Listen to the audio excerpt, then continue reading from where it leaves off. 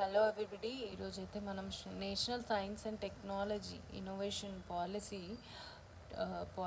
ఆ టాపిక్లో లాస్ట్ దానికి వచ్చేసాము. సబ్ టాపిక్లో అంటే మనం science and technology innovation policy 2013 వరకు చూసాం.